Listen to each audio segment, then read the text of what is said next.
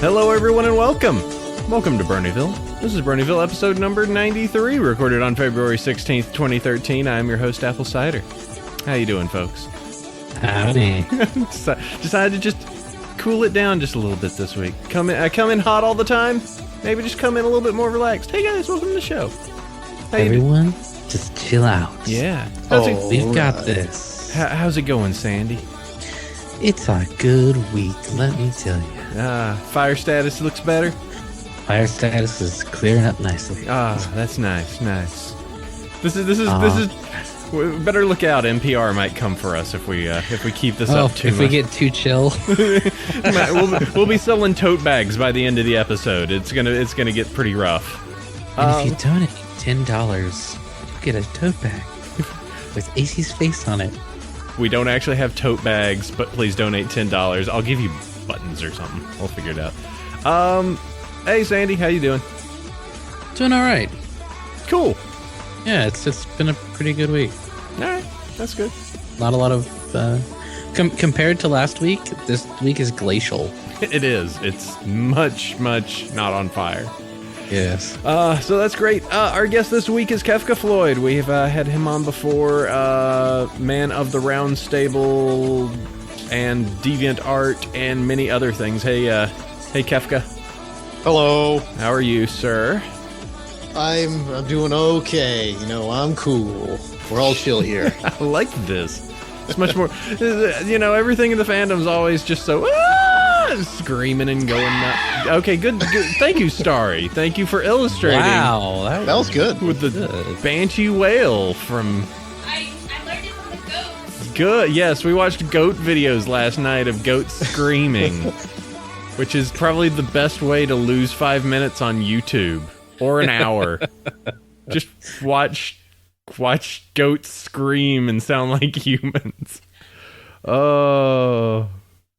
Yes, the new pony spinoff is all about goats. You're right. All right. Well, Kefka, great to have you on. We've got a big episode today. It's the end of season 3. The ponyless summer begins now. Or Not just the ponyless summer, but a ponyless probably 3/4 of the year. No, don't say that. But it's not all is to be. I know everybody's panicking, but we're chill here, and the reason why we are chill is because there's going to be so much cool stuff for us to do while we're waiting for the inevitable return of our favorite animated equines. Yes. And we can enjoy Equestria goats when that comes out, so. Oh, yeah. All right, well, Kefka, we've got 2 things we obviously have to do before the episode just to make sure that everything is on the up and up. We need to know from you a favorite character and favorite episode. Well, my favorite character hasn't changed since the last time I was on, and that was a long time ago, actually. That was over a year ago. And my favorite character is, of course, the most fabulous Rarity. Oh, the one that manages the weather. Gotcha. Yes. And she, her patterns, they were looking very nice. I like that sort of checkerboard appearance. Made everything look great. Yes, she was the best and most fashionable weather pony I've ever seen. Indeed. And everybody's going, spoilers, God! You wouldn't know what that. You don't know what that means. By the time you're listening to this, we have spoiler moratorium, okay? Yes. But it's like if you're listening to this, it's like you've got yourself to blame. Yeah. Sorry. Well, we won't say much more until the thing. And favorite episode. Oh, the last time my favorite episode, I still really liked my previous favorite episode, but we got to change things up a little bit. Well, what was the previous? The previous was Suited for Success, which I still love very dearly. But just for the sake of changing things up, we'll say my favorite episode of season 2, which was Luna Eclipsed. Okay, excellent. Actually, still my favorite of all time. There's a lot of stuff that's going on in that episode. There's a whole lot of things. And it's Halloween. Of course, everybody loves Halloween. Oh, it's the best. It's a fantastic episode. It's so good. I'm basing my con around it. Woohoo! Look at that. All right, well, let's go ahead and move this forward, Sandy. We got sponsors to get to, and then we can go ahead and talk about OMG episodes. And the news. Don't forget that. Oh, okay. I guess some stuff happened, too. Some cool stuff. We're going to talk about cool stuff. I like cool stuff. So, as soon as the episode finished airing. The guys over at We Love Vine, who you can use our coupon Bronyville10 to save 10% off your order, unloaded a whole mess of brand new Twilight Sparkle shirts with wings. There's an LED one. There's a like symbol. There's an all over. There's a level up, which is cute. My swag is like magic. And then there's one that I class change. I somewhat unapologetically described as chest burster Twilight. It's just as Aliens Colonial Marines has been in the gaming news. This particular image, it's Twilight's head and her wings and her cutie mark, and it's right in the center of your chest. And the star makes kind of an unfortunate, like, look where she's bursting out. Yes. Help, my heart is full of chest burster Twilight. Oh, dear. I'll have the soup. I do love the, like, the wing preenie Twilight. That's a good one. Her wings are so pretty. The level up is pretty good. The next Alicorn by Citra 360 is suitably badass.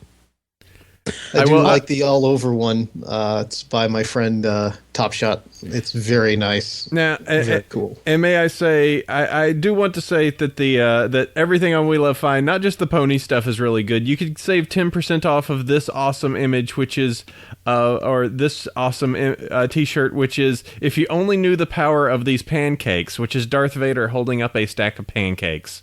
Yeah. Horatio did another really cool looking Power of Magic Alicorn Twilight. So it's like they knew about this for a while and they were holding it ready. Wow. But that's really cool. And there's a lot of neat merch out there. I just feel bad for the people that got Twilight tattoos. They're going to have to get updates. So moving forward. Yay. Oh, wait, what's this one? I was like, there's Regal Princesses, but it's Celestia and Twilight. Luna. Well, let's move forward. Unicon. Let me go ahead and tell you just a moment about that. Las Pegasus Unicon is next week. I'm going to be there February 22nd, 24th. They've got a billion guests. We're going to be there. Kefka's going to be there. Yes, I am. And we're going to be I'm going to be working really hard with the Celestia Radio and Derby Hooves News, Equestria Dailies, all of them of the world to produce some fun stuff.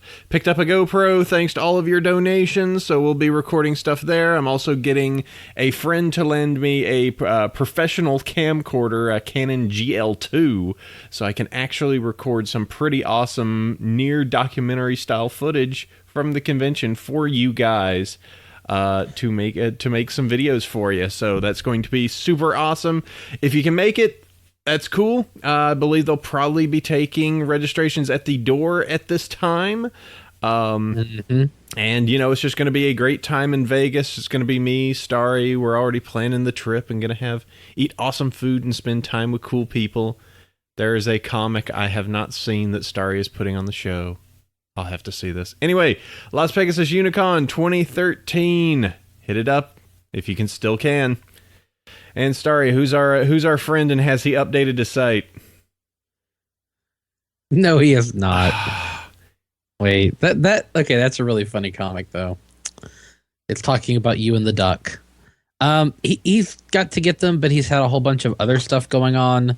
Mm-hmm. So, Inky would love to have them on there, but he's got other things going on. MLP Comics. If you go there, maybe one day they'll have comics.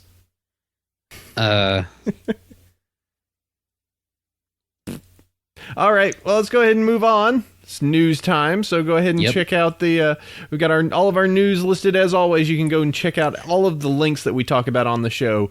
You can go over to BronyShow.com or BronyvillePodcast.com, pull up the show, pull up the episode, pull up the show notes listed there. It'll take you to a Google Doc, and you can click on everything we're talking about. So, of course, the things, as we always bring it up, Fandom Fire status. How are we doing? All right, Fandom Fire status. Compared to last week, this is like a snowy winter wonderland. Oh, that's There are still some people waving their torches and pitchforks, but the overall sentiment of the community has cooled down a great deal. There are still some people that are flailing their arms and screaming about Twi'lek, but well, those guys get to deal with it. And there's only one thing that might rustle some people's jimmies, but even then, we'll explain. okay. So, news. Holy crap, there's lots of merch coming out of Toy Fair. Oh, Wow. Well, explain it to me. What are we seeing? All right, so Toy Wiz has a whole bunch of stuff that was announced at Toy Fair up for sale.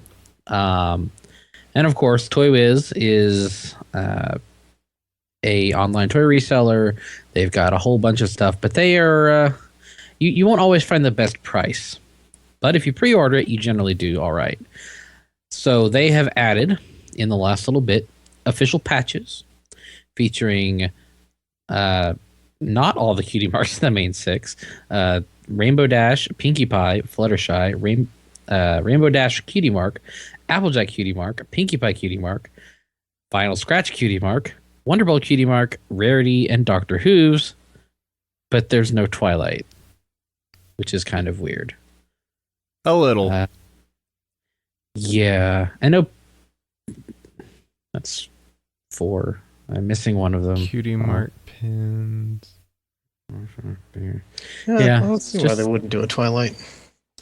Yeah, because there's the 5, but just not Twilight. There's a Pinkie Patch, there's some magnets, there's a lanyard, there are some pins that are Cutie Mark pins, and Cutie Mark keychains of.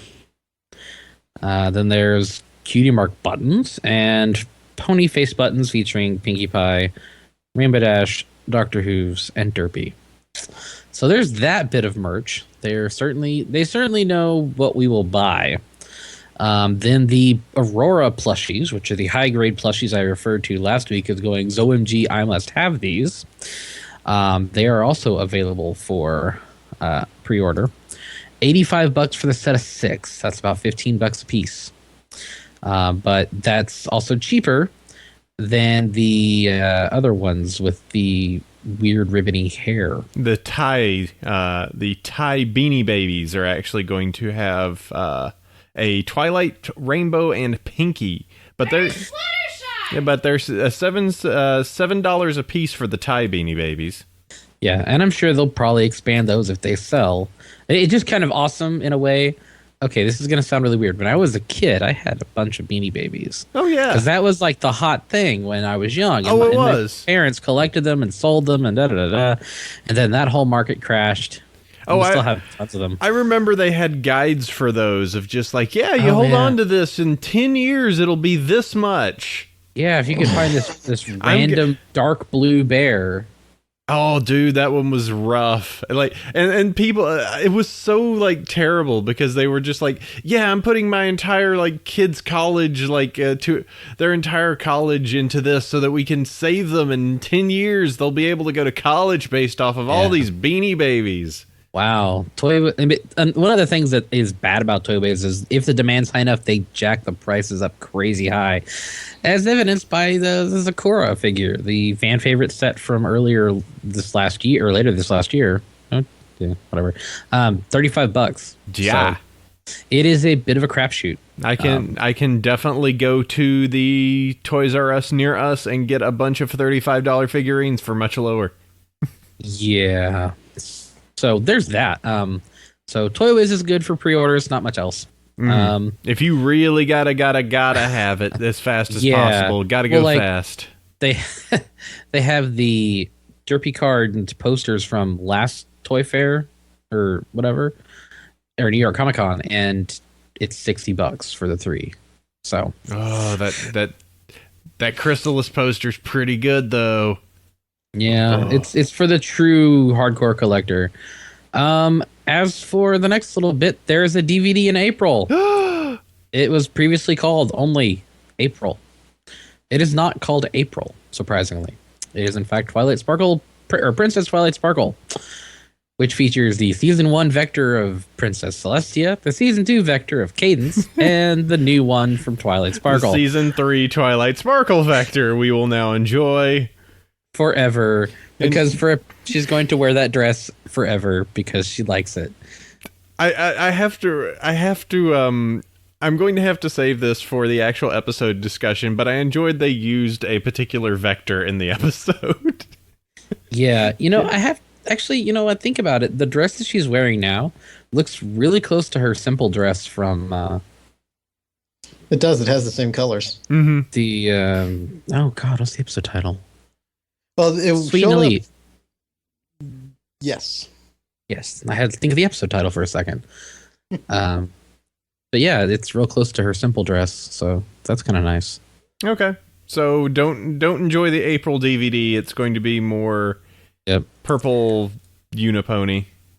Do we have any idea if this is going to be any expansion on it, or is it just going to be today's episode plus some more episodes? It's going to be some Twilight episodes, so it'll probably be like Lesson 0 and It's About Time and maybe a season 1 episode and then a couple of this finale episode. Okay, so this isn't like a direct to DVD, Oh no, this is their SpongeBob-esque random gaggle of episodes from the selection, and here you go. It's like the Pinkie Pie Party DVD that just came out not too long ago, which I guess it would make sense that they would probably do one each for the main 6. Mm-hmm. They're going to do that, but it's kind of like, I just want seasons. Give me seasons. I bought the season 1 DVD. Give me season 2. Give me season 3. I've already bought them digitally. Give the show to Netflix. Jeez. Let them spend. Oh wow, man! It's already on Netflix. I wonder how long it'll be till they put season 3 up. No, but you know, Netflix now has a particular deal. They're starting to produce content, and they've created I think it's called House of Cards. Yes, I watched that last week. I binged through all of it. It is an excellent show. Yeah, just imagine, just be like $100 million, My Little Pony. Mm-hmm. Yeah, just be like, oh, just watch it all in a go. Anyway. Geekscape has interviewed the musical mastermind behind this week's show and all the other music, Daniel Ingram. He has an interview with Shane O'Hare, and they talk about the music and the work that he's done. It's not very in-depth. It's not terribly long, but it is good to see that he's getting further recognition for the music he does for the show. I mean, hell, he had how many today? 7? That was a lot. We were kind of like, man, where's all the music this week? Or music in this season? And well, we found out. When the rumors were coming, I was wondering if we were having a Buffy episode, if you understand what that means. Well, yeah. Buffy's done it. Batman Brave and the Bold's done it. Xena did it. What this reminded me of was the Daria musical episode. I didn't see that one. Oh, none of you guys have seen that? I'm sorry. I actually enjoy Daria. Philistines. Oh, I'm sorry. I'm sorry, okay? I actually feel bad. Starry doesn't know what Daria is. Oh. What? Starry is now officially too young. I never had cable. I didn't ever watch Daria. I would go over to my friend's house who did have cable, and his grandparents didn't care, and he watched Beavis and Butthead. That was some quality children's television. Let me tell you. I was a Clarissa knows it all. Daria was okay. This will probably upset someone. Daria is what I consider the one of 2 good things that came out of Beavis and Butthead. Daria and King of the Hill. But Daria's like King of the Hill? No. We'll have to explain this later. It's a great show. It's great. Why haven't I heard of it? Because you don't like you are good a baby. things. You are so very tiny. Not around then. Welcome to the Daria cast. I'm Apple Cider. Unacceptable. All right, so let's go ahead and move on because we've got something else that finally has been confirmed. So here is something Uh-oh. flaming, I guess. Something that would be on fire, I suppose. So hey guys, remember that thing we said a while back we couldn't say anything about, that we kind of knew about, but we couldn't say anything, but we totally did say stuff. And by the way, Sandy, you're totally roboed again. Sorry. Oh, sorry. It's okay. The attack of Robo Sandy. I know. The Fire Nation is attacking. I know. It seems like you cleared up. So the thing that we were talking about and alluding to, and the whole, it's related to Monster High, and wouldn't that be silly if they were blue humans? Yeah. So that came out today through a noted troll Tumblr. It is unfortunate, though, because it was probably handed to that person in confidence that they then decided to post upon the internet. But now that Toy Fair has come and gone, there was the YouTube user Zanmap has found the screens from the actual issue of the magazine that was produced for the Toy Fair that totally says that Equestria Girls is a companion series, not replacement series, for aimed at teenage girls. And there's going to be a pilot movie. People will scream and flail as they are wont to do. Some people will watch it. I'm going to give it a shot. I mean, how bad can it be? Well, it could be pretty bad, but we don't know. And I'm going to reserve judgment until I see it. They all have boots. Every one of them has boots. Dude, they look like Bratz dolls. They do. They look like Monster High dolls. Wonder what they're going to be competing against. I'm gonna guess Bratz and Monster High. Okay, look, this might sound bad, but there was that Barbie Life in the Dreamhouse cartoon. Okay. That Co was going on about for a little while. Even that had amusement factor in it. So I'll give anything a shot, pretty much. Rainbow Dash is so blue. She's so blue. Twilight's purple. She's purple. Applejack is orange, and not even like New Jersey orange, like actual orange. Wait, what the heck is New Jersey orange? Ow. Ew. Rarity is an albino. Yeah, that's going to be rough. Times are tough on Rarity. The editor of Kid Screen, which is the magazine, and the comments on the link is on DHN, the comments are ridiculous. Don't waste your time reading them. People claiming that the person who filmed this went as far as to create an entire fake magazine. I can say that those comments are complete and utter BS because being at the show, I saw said magazine, but I didn't think about picking it up because I didn't think there would be anything relevant. I walked right by a huge stack of them. Yeah, so it's there's a certain point where Occam's razor must be applied, and people are not going to go to the effort of making an entire fake magazine complete with ads and staple bind it and glossy paper just to fake a couple of lines and a premise. Just so I guess I'll. You know what? If it's got the same humor and stuff, if it's actually good. Yeah, I mean that's the big kicker. If it's good, and if it's good, there will be a fan base. If it is not good, we will burn it in effigy. And for all intents and purposes, we believe that the voice acting and everything is the same. It's produced by DHX from what we believe, etc. So it's not like it's some like other off-house production group. It is the same teams, the same VAs, so it should be I would in say parallel. that if it doesn't have the same VAs, there will be it's a non-starter. I mean, you cannot say that Rainbow Dash is Rainbow Dash without Ashley Ball, and you cannot say Rarity is Rarity without Tabitha St. Germain. Though I don't know if they get Flim Flam to go in there and do his version of the characters, I would be totally on that. Hey guys, I'm Piggy Pie.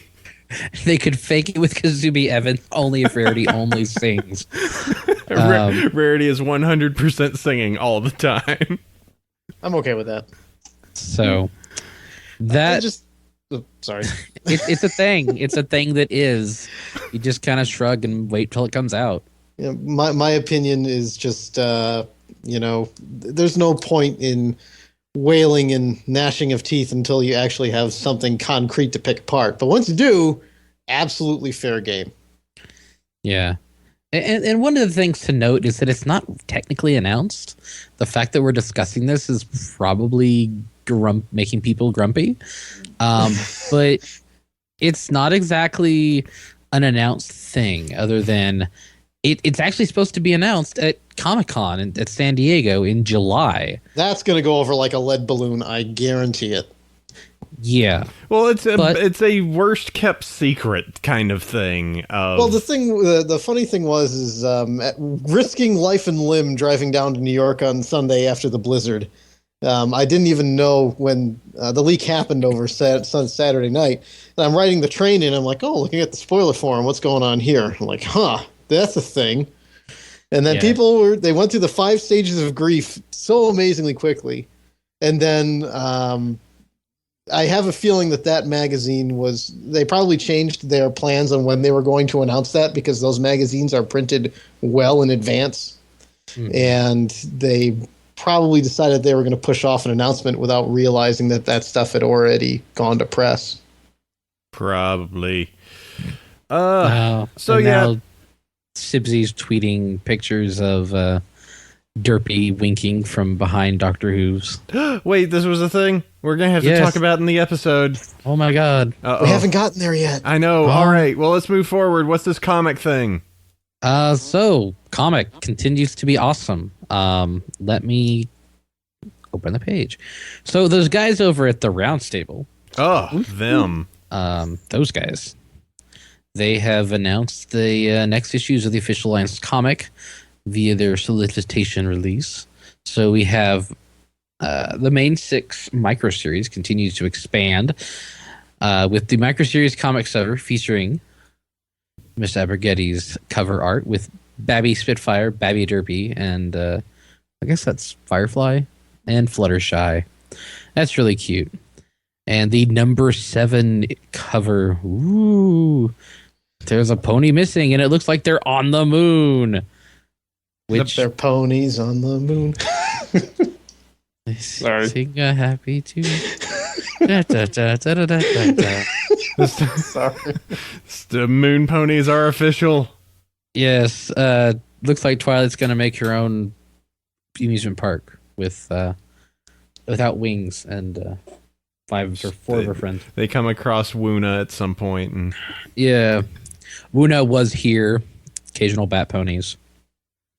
We'll see about that. So it's kind of crazy that they're announcing this far in advance. I know it's for solicitation purposes, but we're just now getting 3.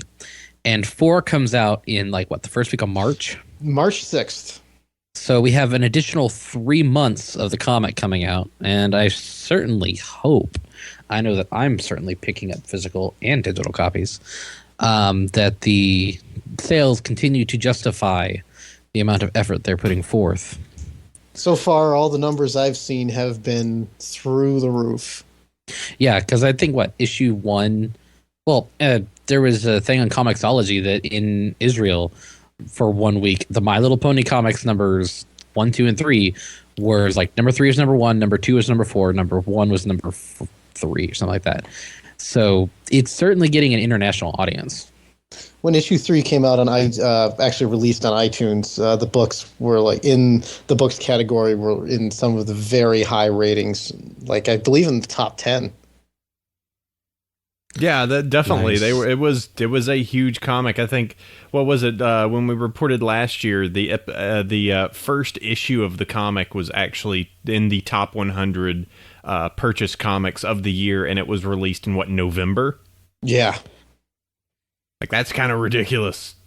Yep. So, okay. All right. The comic continues to be awesome. I've already promised to spend time, and I can't wait to have a little bit of interaction with the guys and ladies that make the comic. So that's going to be a great thing. I'm kind of curious with them how they're going to treat the events of today's episode and how soon we can expect that to happen. The comic series takes place between season 2 and 3. Okay, so we actually have word on that. Oh, do they? Yeah, I thought. Basically, right now, they don't have Alicorn Twi was a surprise to them too. Mm-hmm. They actually weren't told about it, and it's a case where for the next two, for Arc 2 and Arc 3, we're probably not going to see Princess Twi, but Arc 4, we never know. Yeah.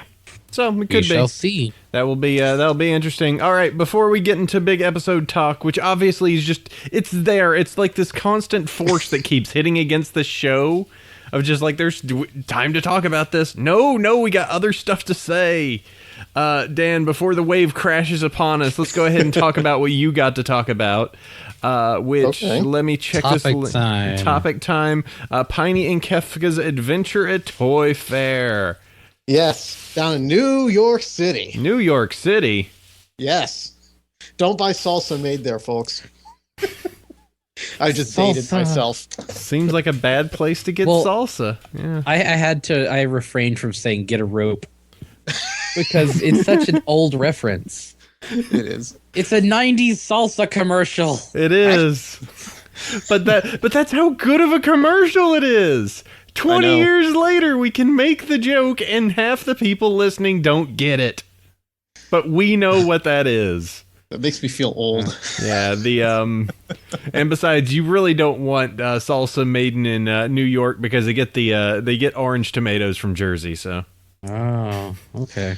But yeah, we went down to Toy Fair last week, which in retrospect was probably one of the dumber decisions I've ever made.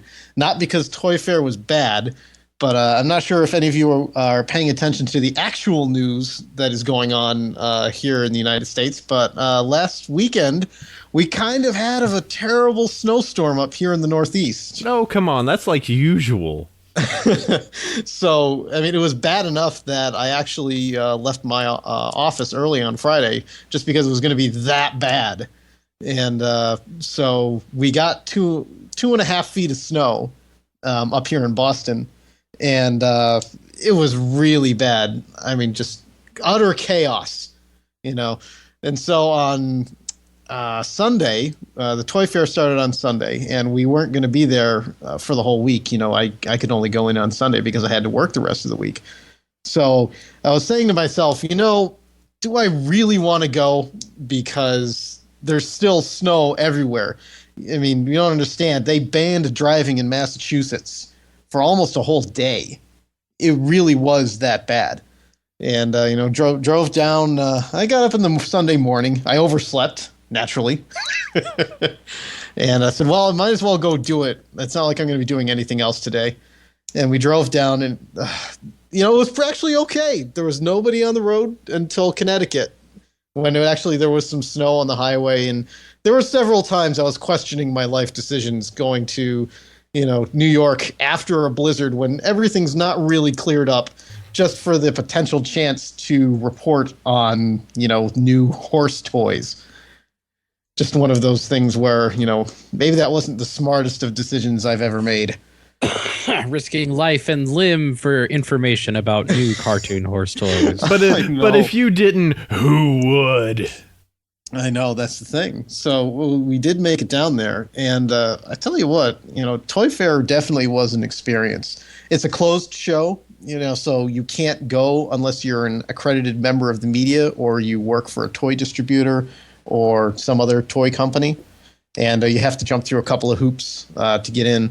But fortunately, we were able to jump through those hoops, and myself and our toy correspondent, Pineapple, went to cover the show. We went to go see everything, at least as much as we could. Well, unfortunately...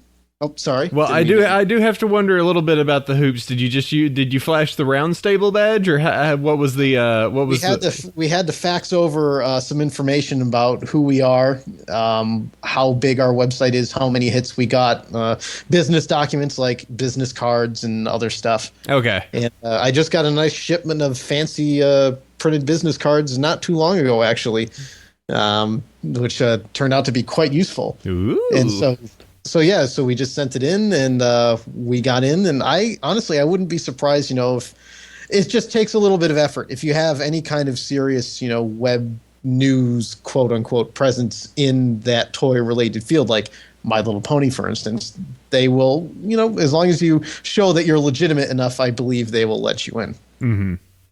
And it was a really nice show. They had everything. We didn't go just to look at ponies. There was a lot of other stuff. And the good news is that, I guess I'll start with the bad news. The bad news is that we couldn't see Hasbro. Aww. And here's why. Even though we tried getting in touch with their PR people a couple of weeks, ahead of time, in order to see Hasbro stuff, they weren't there at the Javits Center itself, which is the big exposition center in New York City, but rather they were a couple blocks up on 42nd Street in their entire own thing. Okay, and the only way you could get in was by appointment. And guess who they didn't give an appointment to? No. Us. Yeah, I know that made me kind of irritated, but lesson learned. And by the time we got down there, either because of people who were let in early or other stuff, most of the pictures of that was already out there. People had already seen, the Princess Twilight toys and other things like that. So we decided to, we did what we could, and the people there who are the media coordinators at Toy Fair were really nice, because we just asked them, said, hey, who are all the licensors from My Little Pony? And they just gave us a giant list. Cool. And we said, thank you. Yeah. So we went and saw lots of cool stuff, like the Aurora plushes. We got to see and touch and feel and take pictures of all of those plushes. And if you don't like the what's the brand of the one that makes the noodle hair plushes? I can't remember. You know what? I could go grab one. I think it is Funrise. That's it. Yes, Funrise. So they have actual hair, but it was our opinion that the Funrise plushes are they're softer. They're probably, a kid would probably find them more huggable. That's when you make plushes, as I'm sure some of you might be aware, there's different kinds of stuffing and stuff you can use to make them, hold their shape. And there's some that are more stiff than others. In this case, I would say these Aurora ones are more on the stiff side, where it looks like they hold and they can stand a lot better. Because they do stand a lot better because of that. There's trade-offs when you're making these kinds of toys. Mm-hmm. Okay, so let's see. We've got the link on the show notes actually goes to all the pictures here. So just to kind of go through here, yep. The Aurora plush, I have to say, Rarity looks great. Yes, she does. I really do like the Rarity. I also like the Fluttershy. My niece, she's definitely going to like that. And I'll get her the one with the purse, because not just the regular plushes, but they also have these purses that come with even littler plushes that you can carry in the purse, like one of those little yippy dogs. And they have faces on them, so you get like they either have cutie marks or they have little pony faces on them, which I think is actually kind of cute. Okay. And yeah, they're just these neat little plush that you can have. They'll be nice, because that's actually something that the fandom has kind of wanted some version of for a while, is a decent looking plush, and this looks like they'll probably fit the bill pretty well. I think they're going to very well. Yeah. And the prices are not bad at all from what I was mentioning earlier. The Toy Wiz. The larger size are 15, and the purse with mini plush is 10. Mm-hmm. Now, yeah, specifically said they wanted to hit a various amount of price points so they could have something for everybody. Now, we did have the some of the other stuff. If I'm correct, this looks like the same plush that we saw a while back, where they had some other ones, including a vinyl scratch. Of course, it looks like that wasn't there at this particular. That's Funrise. Oh, yeah. Okay. Yeah, that's Funrise. They did have. There were some leaked, we can't see me making quotation fingers, photos of their setup, and they had a 5-pack that included the 3 that they've produced, Applejack and Vinyl Scratch, as a single set. But that was about it. We'll see what comes. Okay. It's just really weird to see I guess that the Funrise ones are for the smaller kids. That are the actual target demographic, let's say. Wait, okay. And I think These other ones are better. they're appropriate, for all ages. It's like I can see, the noodle hair plushes. I mean, you can brush their hair. I mean, it is what it is. I don't really have anything for or against the noodle hair plushes. They're just an option. They're not the only.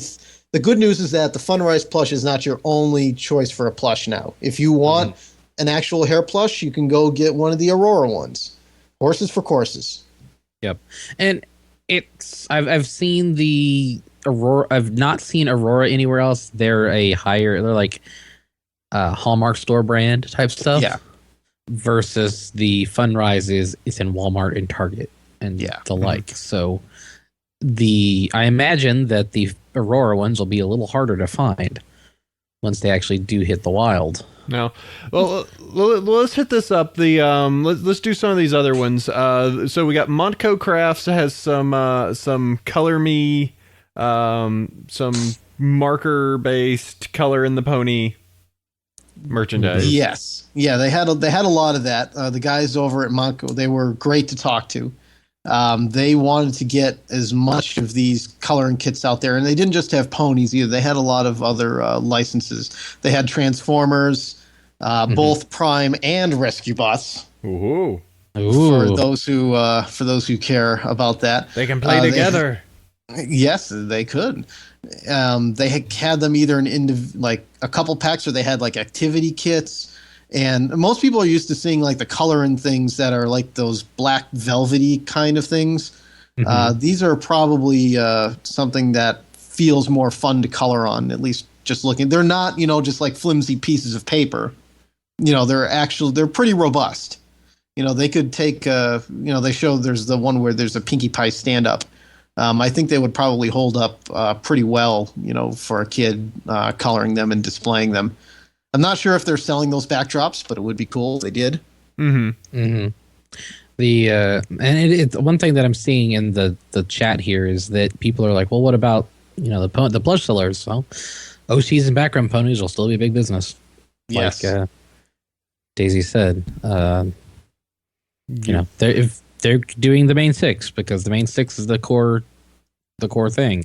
Yeah. If you want Vinyl Scratch, Octavia, Lyra, Bon, any others, well, you kind of still have to go the custom route. Well, scratch you can get, but yeah, if you're trying to be like, well, I would like to get Mick Hillbilly Pony, they're not gonna make Mick Hillbilly or whatever his name would have been.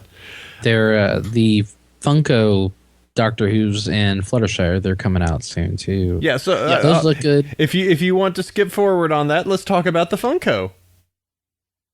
Yeah, the Funko. If you guys may or may not be familiar, at Hot Topic you can buy the Rainbow Dash and Derpy molded vinyl figures. Well, they're coming out with ones for Fluttershy and Doctor Who's. And those ones are going to be special too, because I think like 1 in 20 they're going to do like crystal gem variants that you can see through. But they're in a windowed box, so you can just see. Yes, that is. I'm not sure how they're going to make it so people can't just pick them. But my understanding from talking to a couple people is that some people don't really care for the see-through ones. So I'm guessing if you want one, it probably won't be too hard to get one. Yeah, and like the Doctor Who's has a variant as well, so that his tie could be red or green. I personally will get a red tie non-clear one, and that's the super common rare one, because I think the crystal one looks goofy as hell. Now the Fluttershy is Fluttershy. Yeah. Now what is this question? Because you got the good pictures. I love the Doctor Who's figurine that's here. But what's the quality control question? Pineapple wanted me to think, because she in her review of the Rainbow Dash one, she was I would say fairly critical of like certain flaws that come up in the actual production of the toys. Like I think she noticed that Doctor Who's had like a divot or a nick or something, So and it took her like a couple of tries to get a quality Rainbow Dash one when she was looking when they came out. So it might be a case where if you're looking for absolute perfection in one of these, you might have to look at a couple of them. It's better to go to a store and look at them before you buy them, because you can usually see through the box. Okay. they're mass produced, made in China. All right. Yeah. There's going to be variants. So let's. Or go ahead. Also in Funko, they have the other ones like the Pops, I think they're called. Yeah, the Funko Pops. They didn't have any there. They had pictures of, ideas of what they would be. They showed a couple of them in the catalog, but they didn't actually have any of them produced yet. And that's, Derpy, Doctor Who's, Fluttershy, Rainbow Dash. Mm-hmm. I think they're going to have Scratch as well. Okay. All right. Well, let's see. We got 2 more to hit up, so we'll do this real quick. USopoly doing a Monopoly game. Yes. Unfortunately, we could not take any. They had a little placard there that said no pictures. But the USAopoly people were very, again, all the people at the show were incredibly nice, and they let us talk our heads off, and they nodded and said yes, and I don't know if entertained us was the right word, but they're very. I'm just trying to say nice things about them. Mm-hmm. But USAopoly is going to be using their My Little Pony license to come out with board games, which is not just Monopoly, which they are going to do. They didn't have the actual Monopoly game there yet. I'm guessing it's still in prototype phase. But the good news is that, as you know, in Monopoly, you have little tokens that represent your characters. Mm-hmm. Well, in the My Little Pony Monopoly, they're going to be little mini blind bag figures. They're nice. Painted. Yeah, they had them right in the box, and they looked pretty nice actually. Cool. And I'm just kind of curious as like how if it's going to be they have produced a million of these where it's like Horseopoly and Puppyopoly and Kittyopoly where it's like common to rare breed, and I'm just thinking that that Snips and Sales are going to be the 60-bit ponies with Luna and Celestia up atop. Well, the question is right now we don't really know what they're going to do for the properties. Like I said, they didn't have the actual board there. It would be cool. It would be cool if they did actual properties. I believe that's what they are going to do. Okay. When they didn't give us really any specific details, but I tried prodding a bit, and hopefully, just looking at the other boards, they had Adventure Time there. They're going to have an Adventure Time Monopoly. So if you guys like that, you'll love it. They had other licenses there. They had their Nintendo stuff. I believe I saw Mass Effect Risk. Oh, that's been going around. Yeah. Yep. We saw that. They had AC/DC and Yellow Submarine stuff. I mean, these guys they've really gone all out in the licenses, and they do have several Hasbro properties. So I believe they are going to do Transformers and other things if you like that as well. Okay. And it wasn't just Monopoly either. They had Memory Challenge, which if you have a young family member who likes ponies and they're probably in the 6 to 8 age group, that would probably be pretty fun. Everybody knows the game Memory, where you have to match the various cards up to each other. I guess the gimmick with Memory Challenge is that it's not just matching a picture, but there's a question and other stuff as well. Okay. So it's supposed to be a little more challenging for those kids. And let's round this out with the last one that we got here. Our good friends over at Interplay. Actually, before we do Interplay, go ahead. There was the one up at the top that we didn't talk about, which is Fashion Angel. We did miss that. Go ahead. Yeah, and the thing about Fashion Angels was, number one, the people there were, again, incredibly friendly. And they're fans of the show. They love ponies, and they just got the license. And the idea behind the Fashion Angels stuff is basically it's like, imagine you're Rarity, okay? And you're trying to learn how to be a fashion designer. Right. And they showed me through the pages of the stuff. It's really great. They teach you basic color theory. They show you all the patterns. They tell you all the real terminology, and they explain what everything does. It's for, say, a 10, 12-year-old kid. They don't talk down at all. They basically throw you in the fire, and they say, "Hey, you want to be a designer? Let's not throw kids in the fire." And we were making jokes about how they should do what not to wear with Rarity and Tim Gunn. And the people there were just, again, they got it. And when we talked to them about ponies, we said, in the show, Rarity's character, I mean, this is her stuff. This is what she does all the time. they could brand this as learn to be a designer like Rarity. And it's they were going to watch Suited for Success and Sweet and Elite, and they were really enthusiastic about it. And sometimes you don't really see that from the licensors. You know, sometimes they don't care. They say, "Oh, we're just going to take the vectors and put it on here and call it a day." I've never seen that happen. Not these guys. All right, well that's cool. Let's see, and they've got some interesting things. I find if the top image there of Twilight Sparkle being colored in, wearing Zikora's like little armband is pretty good. Some hair chalks. Yeah, the hair chalks is like a way to color or streak your hair, I guess, which is something that I can't really do because I don't really have hair anymore.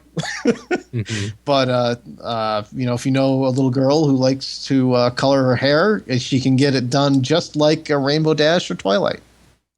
Granted, if she just wants blue or purple or pink. I believe you can take multiple colors and do it. You could. You could probably use the Twilight and the Fluttershy there, and probably make Twilight's hair at least close enough. Okay. All right. Well, let's that takes care of the Fashion Angels. So let's hit up the last one, Interplay. Interplay, yes. Interplay was very nice. They had their pony stuff front and center. I'm sure you guys have probably seen that they've announced their season 2 cards. Which I believe they're going to do an early release at Big Apple PonyCon, which I believe you guys are going to be at, if I'm not mistaken. Yes. Barring anything catching fire. Yeah, I would have been there too, but unfortunately they scheduled it against PAX East. I'd already paid for my stuff for PAX East, so unfortunately I cannot go. But they're going to reveal their Season 2 cards there. They've got the new like collectible lunch boxes and tins. They got one with Derpy on it for all of you who are interested in that, and they've got the other one with the main 6. They're really just going to go all out with new stuff, and not just cards either. You know, they're going to do these collectible dog tags, and the ones in the pictures are just prototypes. That's just their ideas. You know, they're not representative of final quality yet, but they believe that people are going to buy those up like crazy. And, you know, they might be doing something else that's really special that, you know, we were not allowed to take pictures of it. At least not directly. But there's something hidden in those pictures there that people might like. All right, start combing. You got 4 pictures there. There's a Smarty Pants. There is. Ooh. Yes, there is. Oh, there's a little Smarty Pants. Oh. She'll even come with her own quill and notepad so you can do homework together. Nice. Wow. That's the kind of digging into fandom and digging into the show that is really cool, in my opinion. Where it's like, yeah, we can totally make the main cast, but we're going to make the beat-up doll of the protagonist that was only mentioned twice. When she went insane. Yeah. The doll that Big Mac has. The people at Interplay really get it. You know, they understand fans and they know what people want. And I have a feeling that's just going to be the start. You know, we're going to be seeing a lot more stuff from them. Mm-hmm. It's like on the cards you see there's a Diamond Tiara Silver Spoon one, the Cakes, Discord, Celestia. I'm looking forward to the Derpy 10 because, well, it's Derpy. Doipy. They know what our community will purchase. Absolutely. Okay, and as said, you can go ahead and catch this, the pictures and everything in the guide. It's in the show notes, but you could just go over directly to roundstable.com and go check that out. They have that up there. They also have the information about the latest episode, and hey, a visit from Hey Ocean. Oh, there's lots of stuff. There's lots of featured content, which takes a lot of time and effort to produce. Absolutely. All right, so if you want to go check that out, that is up there at the Roundstable at roundstable.com. And shall we let the wave crash upon our shores? The elephant in the room. The elephant. It's coming. It's coming. Here it comes. All right, it's time to go ahead and do it. Let me pull up FemWiki. Once more. Episode discussion. Yes, it's time. Episode 65. Oh no, Season 3, episode 13. We've officially hit syndicated numbers. It's all over. Go home, everybody. Turn off the lights. Magical mystery cure. All right, here you go. Season number 3, episode number 13, overall episode number 65. Original air date on February 9th, 2013 for a screening, and February 16th for television. Written by M.A. Larson, storyboarded by Tom Sales and Johnny Costano. Storyboard assistance by Sabrina Alberghetti. You really need to talk to her next weekend, AC. I do. I need to talk to her. You have so much talking you need to do. I'm going to make every friend. I'm going to even try and make enemies friends. I'm going to do it. Go for it. I think I need to dig up the thanks M.A. Larson stuff. I really do the needful. I really wish I could get somebody to make my current Twitter icon, which is I believe in freaking out, actually a button, just so I can be the nega part of it, because it's just too funny for me. But anyway, that's not what we're talking about. Magical Mystery Cure. All right, so this episode. Whoa! Oh, what wow. an episode! I mean, where do we even start? Okay, so we got the preview. Like 3 days before the Cutie Mark song gets leaked. And everyone's like, okay, that sounds pretty cool.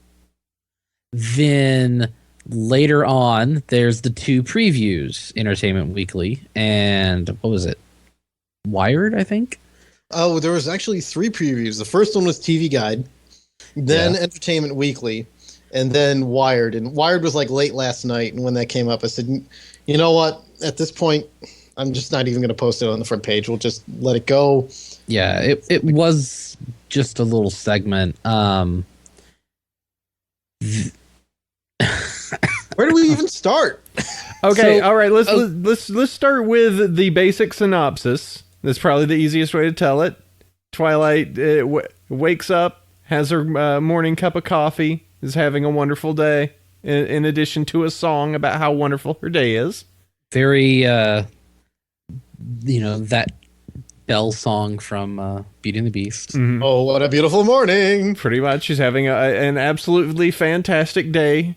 And then she starts encountering that her friends, for one reason or another, are completely cattywampus and switched. Yes, Wait. Things are weird. Rarity is managing the weather.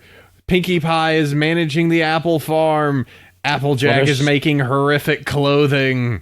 Fluttershy is trying to entertain crowds. And Rainbow Dash is managing pets. Oh, man. So, I just... When the Fluttershy's portion came up, I felt so bad for her. Oh, my God. So, it starts out with a song, and that's the cold open, right? Then, immediately, they talk to Rarity, and then they go to Rainbow Dash's cottage. And... bam, second song. Another really good. I mean, there's 7 songs in this episode. It's so hard to just discuss the story without referencing that there's a lot of it's set in song. Well, it's a musical. Yeah, it's a musical. It's a full-on musical episode, which I'm super thrilled at. Yeah, good luck, remixers. Go. Yeah. So red shirts is aplenty. Oh, I know. Then, there's a Twilight song, another Twilight song in the episode, number 3. She goes back home and she's depressed because she got a magic book in the mail, said Klaatu Barada Nikto. Oh, crap, cast accidentally. Oh, well, I'm going to go to bed. What has science done? Got tired, went to bed. Yeah, she was like, oh, I've just been handed this ancient grimoire of, Star Swirl the Bearded and personal missive by Princess Celestia. I'm really tired. So she goes to bed and things are wonky in the morning. So she has her like R&B style song. It's pretty sad. Yeah, where she's emo, but then she figures it out. And they use the stock image from season 1 where Twilight doesn't have legs and they had to put her behind Fluttershy.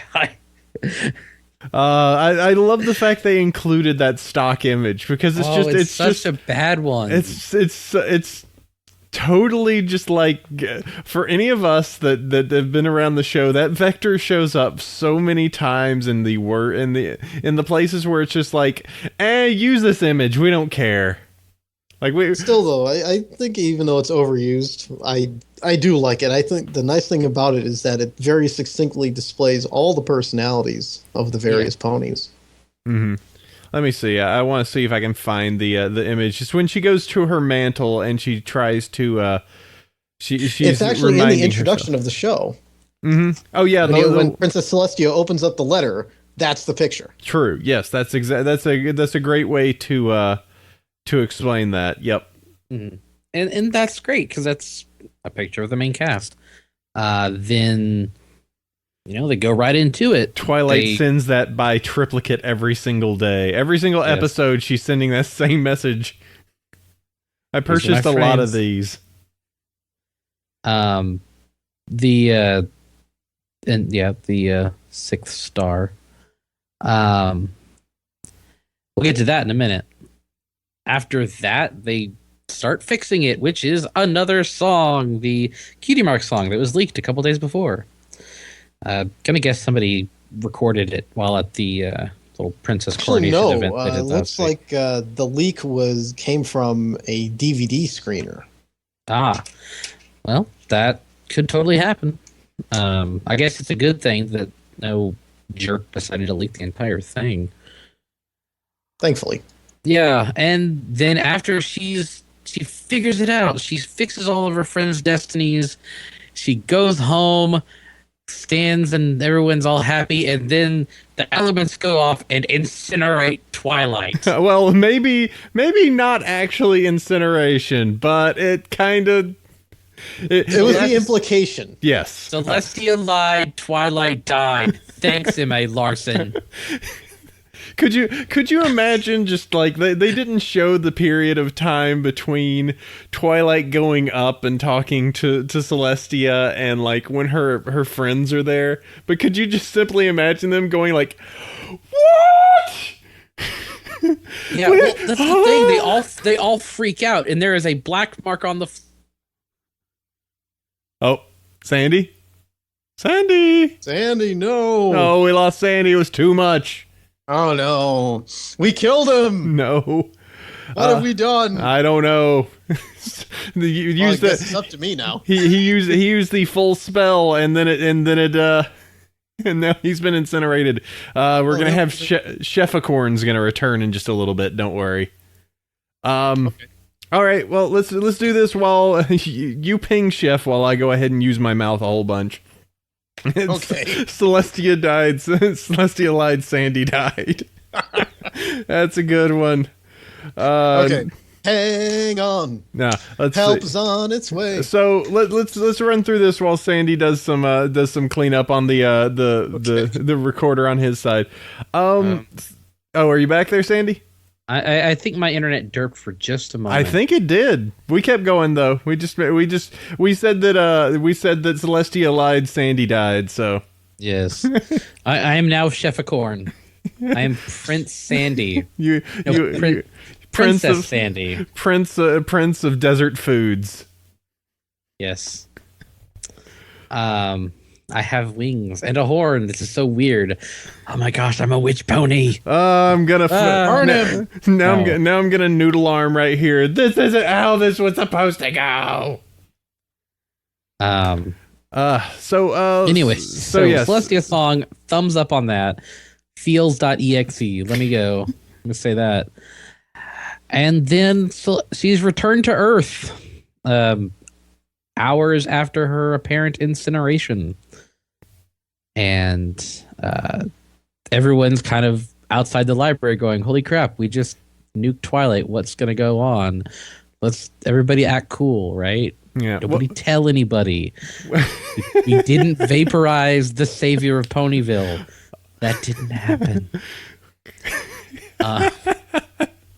So feels got real. I just want to... Yeah, star comes down, and now Twilight Star has 6 stars around it. She is now complete. Ooh, that's all it needed was the 6th star. And then the rest of the episode is pretty straightforward. Kind of just like, all right, time to go to here up to Canterlot, and time to. You're a princess now. You're totally gonna have we're having a party now. Yep. FYI, party time. They show up, and do you know who there's the presenting Jesus kind of song, presenting Princess Twilight Sparkle.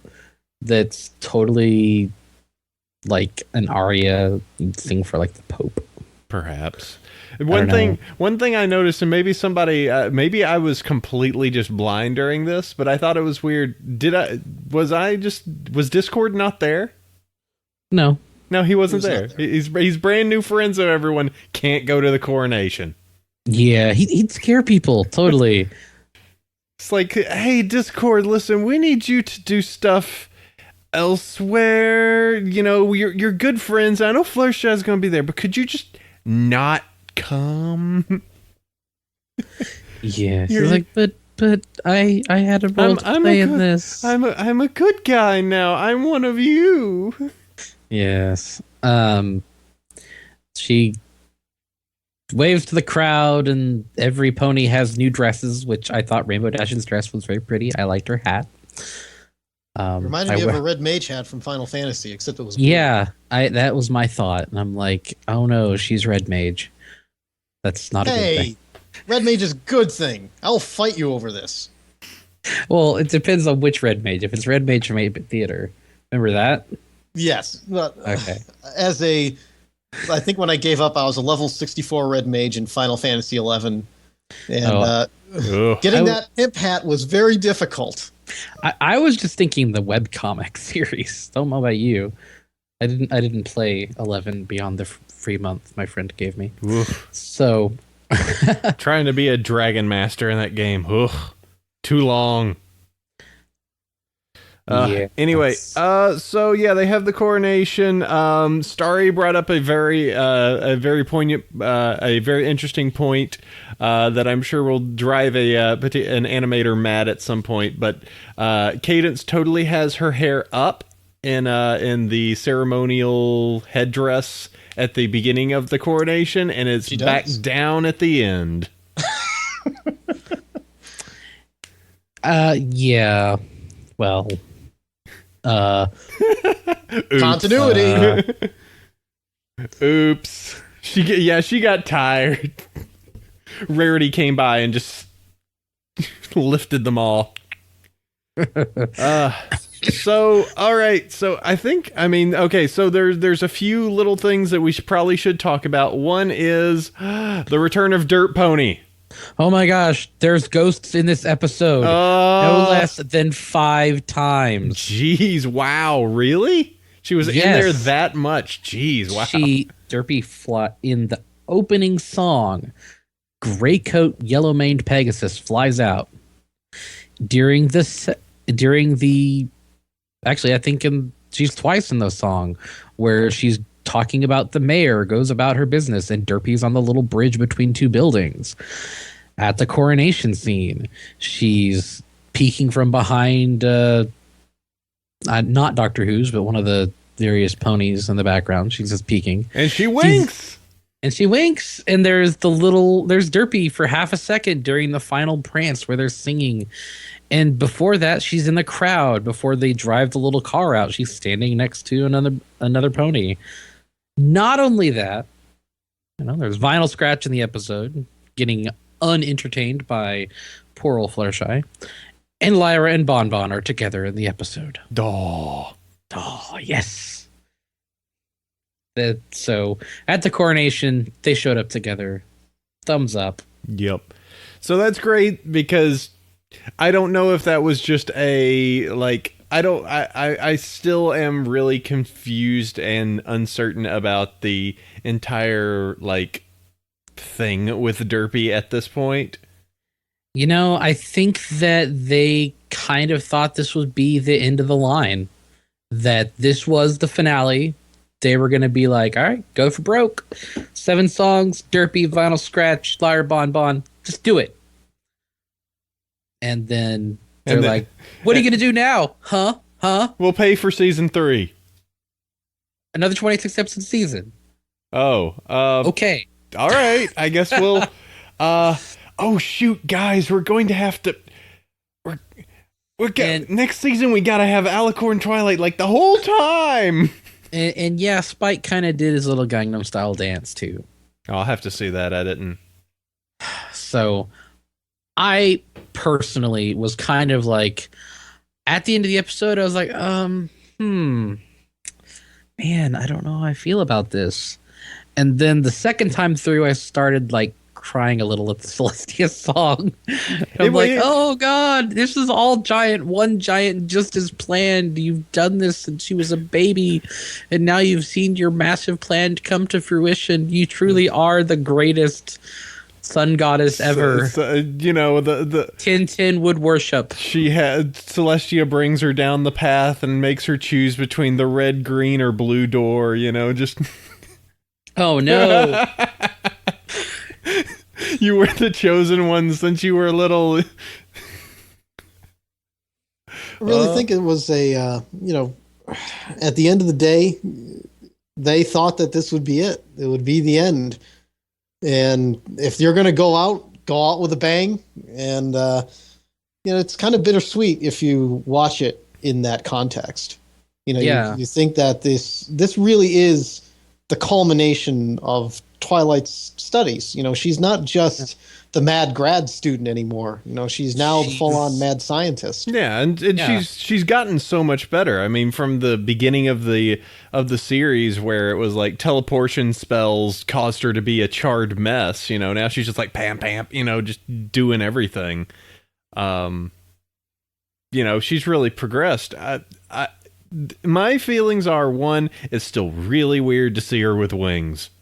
Really, really weird. Like, and they were full pomp the whole time. It's like, you don't. I understand they're new. Know you're happy. Keep those in every once in a while. It'll be fine. And I love the fact that her friends are like, not holy crap that I'm now scared, but Rainbow Dash, best pony, is like, sweet, we're gonna fly together. Yes. I thought the whole is there a book on being a princess? Yes, that was pretty adorable. Good. Yeah. And yeah, apparently Twilight learns to fly rather quickly. But then again, might be a time skip between, there's the night before and then the next time it's daytime. So maybe she did some flying lessons. I was actually expecting her to hit the camera at the end. I was expecting to hear this full on thunk. I really would love there to be an episode where Dash is trying to teach Twilight to fly better. That is going to be brilliant. To do that. All of this happens, and unfortunately, DeJorkin brings up another point. All of this happens. Meanwhile, a tear streams down Scootaloo's face. Maybe Twi and Scootaloo learn together. Maybe that would be some very good stuff for the future. I believe I can fly. Yeah, but no. We fly like an eagle here. Fly. Yes. Fly right into the future. The future of the series. This is a man of taste. and see the and if this was the finale, if this was the end, it would be an all right end. I think that's the weird part about it. If this was like put the ribbon on it and just be like, all right, this is okay. I'm good with this. I'll move on. There's better. We've got our Winnebago show. We're done. Thank you, Sandy. This was a wonderful ride. The show's over. Everything's done, and there's not a season 4 Well, I got the gasoline. Dang. You get the matches. Woohoo! And we'll just send this Winnebago into the ocean. But no, as we promised. We got more seasons. Yes, and that's the thing. It's like you and I, we're talking about this. Like, man, this wild ride. It just never stops. And then we're thinking we don't know about season 4. Then we see that it's season 4 is happening, and we're just like, oh, we can't get off Celestia's wild ride. Never ends. But if you think about it, if you look back over this season as a whole, you'll see there's a lot of this sort of finishing of the arcs. You know, you had it with Rainbow a bit with Wonderbolt Academy, even though it wasn't she's not in the Wonderbolts or anything, but still, they're addressing that. They addressed Scootaloo with Rainbow Dash. They addressed, Fluttershy I think effectively by using Discord in Keep Calm and Flutter On. And again, now with Twilight wrapping up her arc, it's really just saying, you just look at the whole thing and you say, it's just really hard to put it into words just how much you got to think like they were feeling. Let's say, you know what, if we're going to go, we just have to go and just take care of it all and make no excuses. Mm-hmm. Now the interesting part is, and somebody was mentioning one of the producers on the show, I don't know if it was Keating Rogers or M.A. Larson, was stating that the way that they're planning on is that this is actually one episode of a 3-parter, and the next 2 will take place in next episode. Yeah, Megan McCarthy, she was talking about that last night. I think that, makes a lot of sense. The opener of season 2 as a big, flashy 2-parter that deals with the fallout of Twilight becoming a princess. I mean, they got to do that. Mm-hmm. Yeah. Yeah. The next bit there would be, this is almost like this is an interesting turning point, because if they wanted to, they could go a lot of different ways with it. If they really, really wanted to, I was kind of talking about this, and and I even know that some other people have stated you could move from Ponyville and make Canterlot be the new spot where everything happens, if you so wished. You could even modify or change some of the friends if you so wanted to. It would be weird because of the elements and stuff like that, but you could incorporate some new characters, which, in truth, wouldn't be against what Hasbro would want. They would want to sell more merchandise of different things. Time skip it and have the CMC and the Manhattan CMC. And Princess Twilight's the mentor. Oh no. Maybe, I don't know. I don't think they're going to change it too drastically. I don't think they are. Yeah, I don't imagine so. There's still enough stories to tell, I think. I would really like to see the CMCs used a bit more. Yeah. And I've seen the episode titles for season 4 look pretty cool. But I didn't say that. Ooh.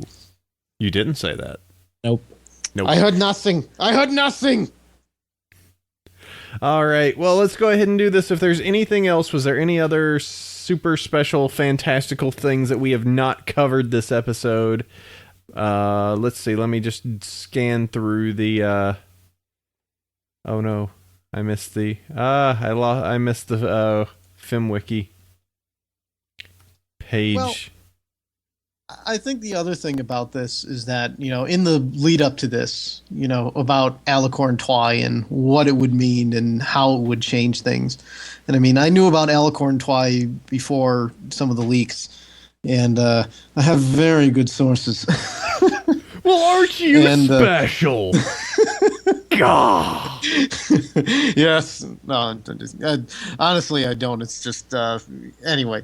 And I said, you know what? I was actually okay with it. And the reason why is, even though, I don't think it was what Lauren would have wanted to do, but at the end of the day, it is one of several logical conclusions that could have happened. And you can say to yourself, what is the goal of Twilight Sparkle in the show? She started off as a, shut-in, essentially. And Princess Celestia really decided to, all the elements were there back in the beginning is basically, what I'm trying to say. Doho. And you don't just become the personal protege of the high ruler of the land without her having some kind of plan for you. And if that's the case, I think this really was, I won't say it was the only way, but it was very logical. I think it's very, I don't want to say defensible, because it's not like they have to defend anything. It's just otherwise, where is Twilight going to go? At some point, the student must become the master. Mm-hmm. But no. but you know, and that's the thing about it is that if this was a tie-a-bow season like series finale, that would have been perfect. But because there's more coming, it makes it this weird nebulous like. I think it's going to be awesome. Yeah. Yes. I'm sure it's going to be good. I'm just apprehensive because Twilight is my favorite character. They changed up waifu number 1. You know, it's I probably shouldn't use that. Whatever. I'm your wife. I know. I'm sorry. I'm in trouble now. You're going to be in the doghouse tonight. I know.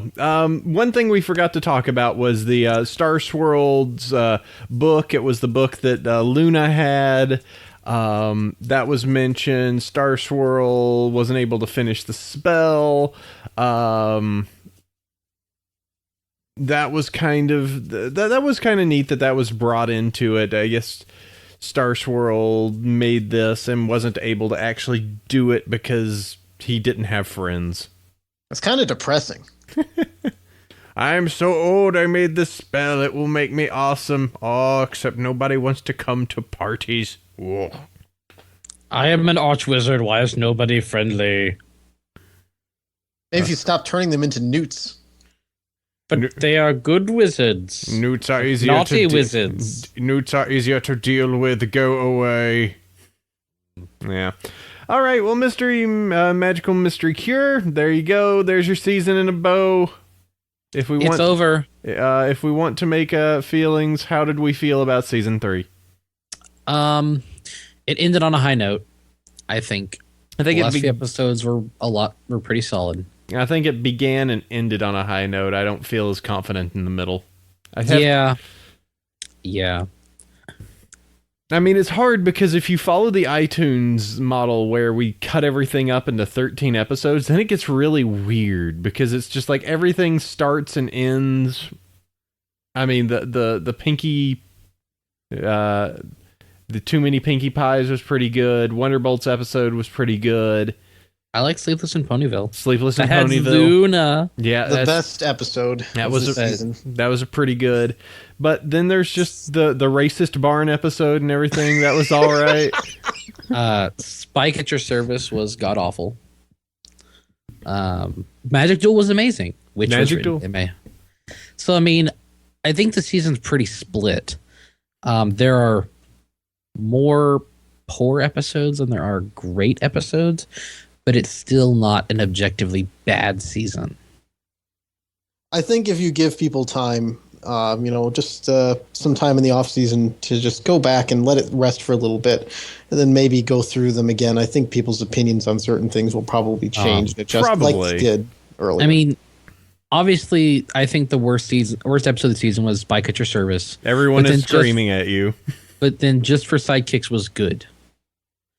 And One Bad Apple was pretty good upon second viewing. Mm-hmm. Too Many Pinkie Pies has too many Pinkie Pies. Therefore, I cannot rate it. Oh, it's a good episode. It is a brilliant episode. But I'm prejudiced against pink ponies. She is second best pony. Go home, Sandy. Yeah, so, I mean, overall, it went out on a high note. The last 4 episodes of the season were really good, in my opinion. And there we go. It's the end of the season. Yep. And we hiatus now. Yes. Time to take a several-month nap. Now, so if you take a nap, you can't read the comic books. I know. Well, I guess so we got to continue then. It's going to be comic books every week. We're going to discuss 10 pages a time to save up for it. Well, you'll have 2 books. You'll have the mainline series and the micro series. I know. It's so weird. The video has stopped working on the stream, but apparently we're still streaming. We are. Oh, no. Oh, weird. Okay. No. Starry is still, or maybe it's just the streams being weird. No, it's still going. Maybe my stream died. Maybe. There we go. It's still good. Okay, well, that's the episode we'll be talking about in the future. I guess we'll probably do next week's going to be weird because there's going to be recordings from Unicon. Sandy can take a weekend off. No, I can't. I'm going to be running a convention myself. I know. I was meaning that as a joke. You're going to have nothing to do, just twiddling your thumbs. Other than a panel to do and a game room to run and fires to put out, both theoretical and you'll be sitting there so bored going like, I wonder how much fun Cider's having. Meanwhile in Vegas, woohoo! Woohoo! I'm hanging out with everyone! Ah! It's going to be exactly how it goes. I'm everyone's best friend now! But Cider, you must remember that everything that happens in Vegas must stay in Vegas. Oh no, then they'll stop being my friend. I don't want to speak with you. No, we had such a good time. The times. Yes. So the train rolls ever onward. And we're coming up to episode 100. Yes, we are. We're going to have to do some... I think we're going to do a big gaming event. We just have to solidify what that's going to be. Yep. All right. Well, shall we email? Yep, let's do emails. All right, it's email time. You can always email across us at bronyville@gmail.com. We've got some fun stuff, interactive. We've got a very huge email here I'm going to have to parse down into its important bits. But let's go ahead and start off with some bingo. I will go first, Sandy second, and if you wouldn't mind, Kefka hitting the thirds. Of course. All right. Dear Bronyville crew and or Bronyville guests, and Starry if she's hanging around in the background, by the time you read this, Alicorn Apocalypse has come and gone, and either our faith will be restored or ruined forever. Now the season 3 is come and gone. I thought it might be nice to play season 3 bingo. Since there's about 1 billion of these, I've included the one I found a while back before the beginning of Season 3. I cannot source it, but I found it on mylittlebrony.com, thanks to the great artist who put it together. Feel free to link it in the show notes so we can play along at home. Flaming Eights. Best pony is Celestia. Best episode is the one where she did that thing, and Tom is the best alicorn. Okay. Alright, so I've included the Season 3 bingo, and I've started putting the pieces together on it. I don't think we made bingo. Nope. I don't think we did either. So the ones I got, secondary pony plays a major role. I included that as the pony. The claustrophobic pony because she was rather. We like to call her Mustang Sally. Okay, that works. Okay. Funny enough, it may not be a body swap episode, but I put the switching of the cutie marks as a body swap episode. That counts. Okay. They didn't visit Manhattan. Celestia. Well, I guess Celestia shows the fact that she can resurrect Twilight. Maybe that's max power. But I don't know. She was pretty effective, I guess. She made her into a princess. Yeah, I'm not calling that max power. Gilda, nope. No. Derpy, no. Origin of Alicorns, nope. No. Nope. For Luna. No. No Death. A Scootaloo episode without the CMC. No. Nope. Thunderbolt episode, they got that. Trixie got that. Free hug space. Pinkamena.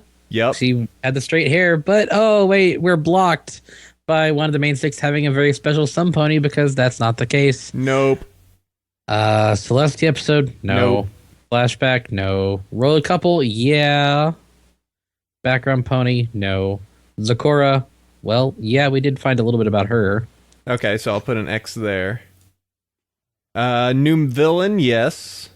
Clear Brony shout out. Do we have any particular Brony shout outs?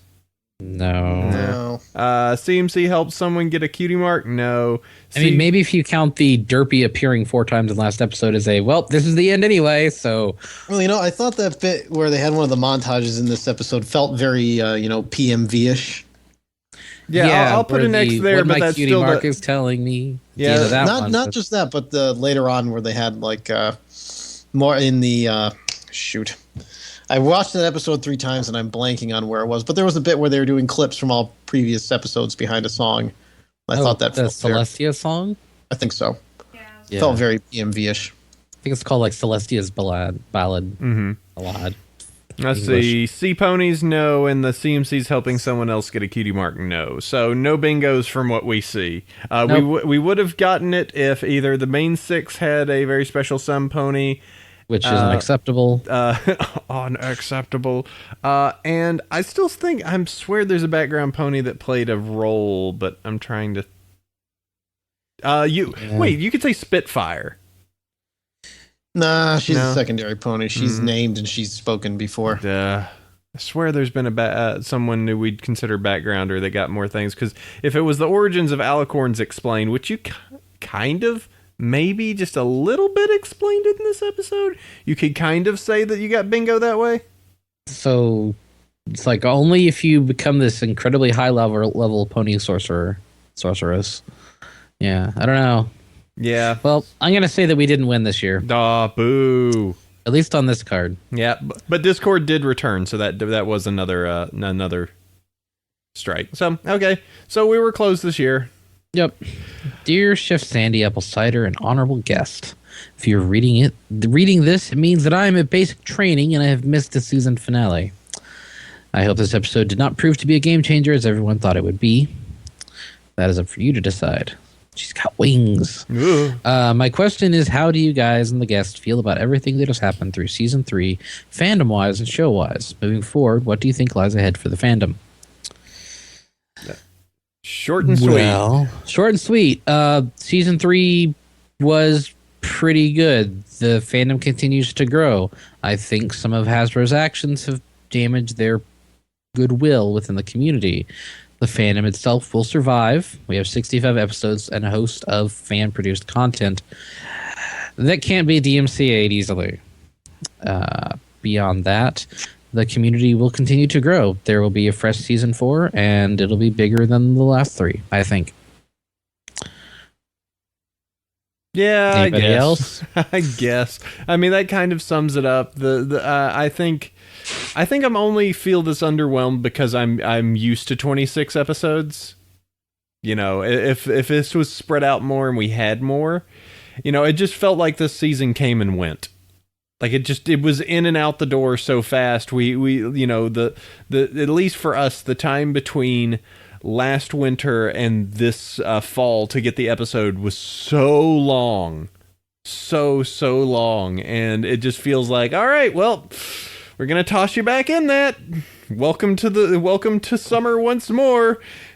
Get to the long ponyless 3/4 of a year. I know. Get to be a big screaming, howling mess again. No, I don't want to go back there.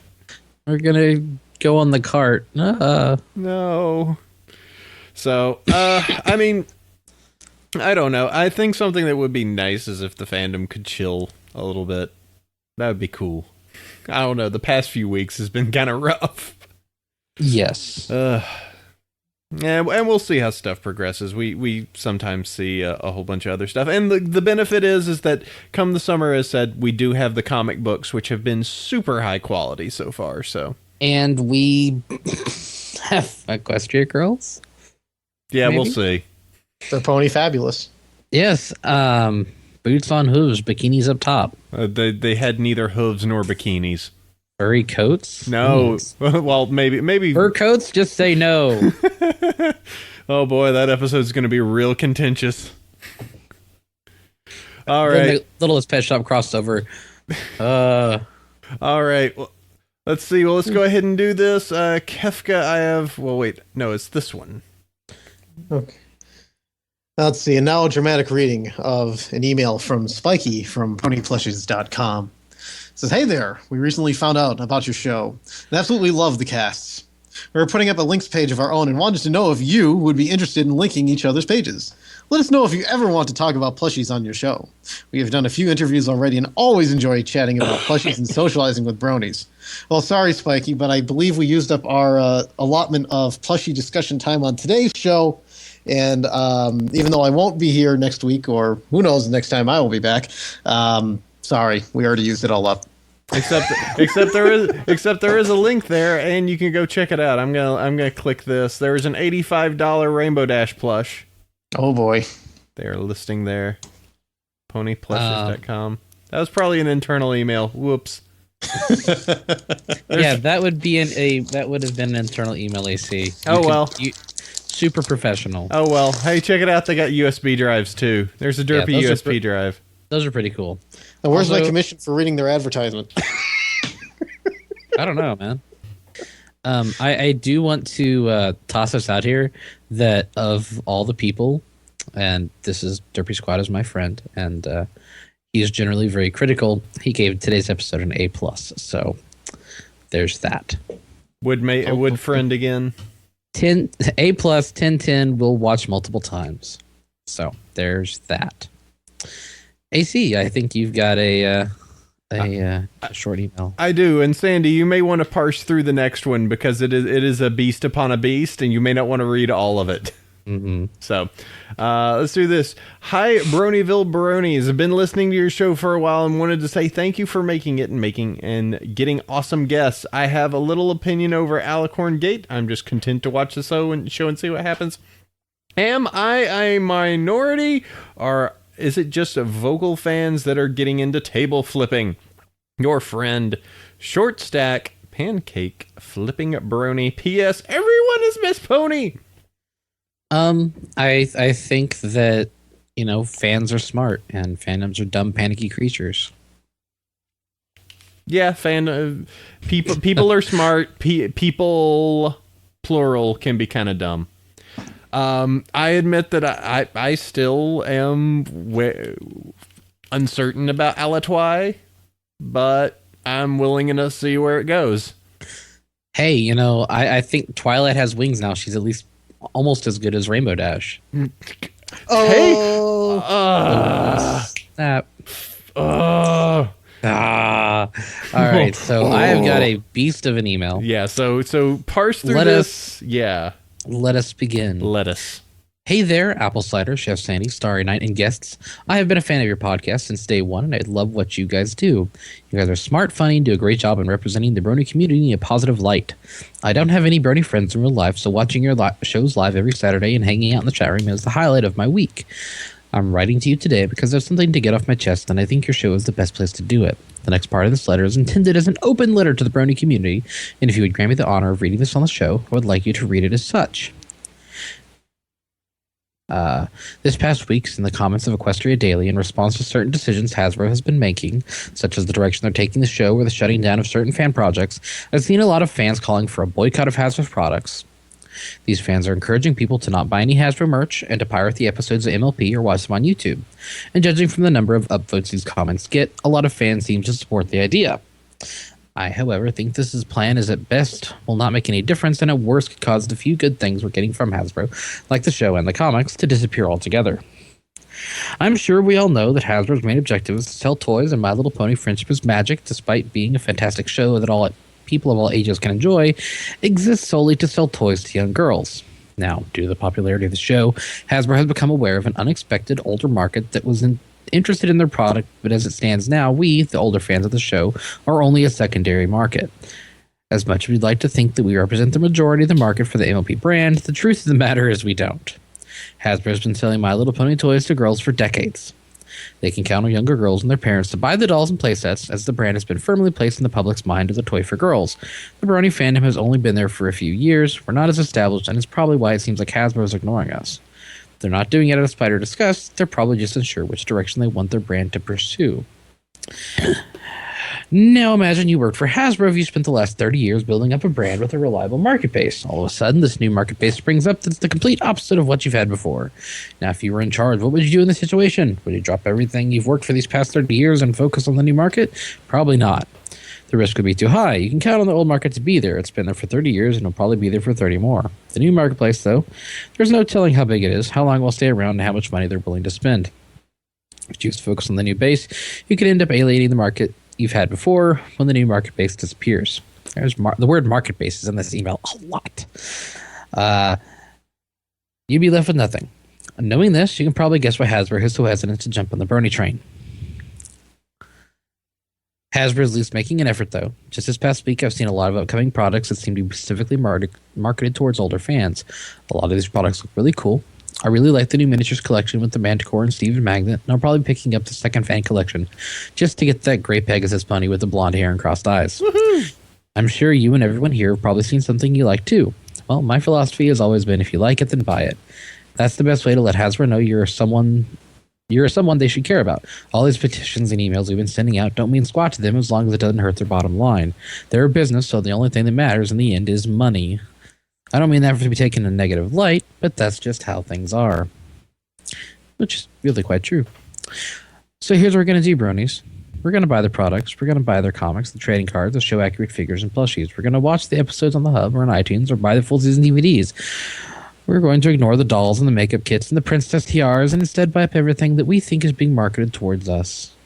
And then we're going to establish ourselves as a market. It may take us years, but once we're there, Hasbro will have no choice but to listen to our demands.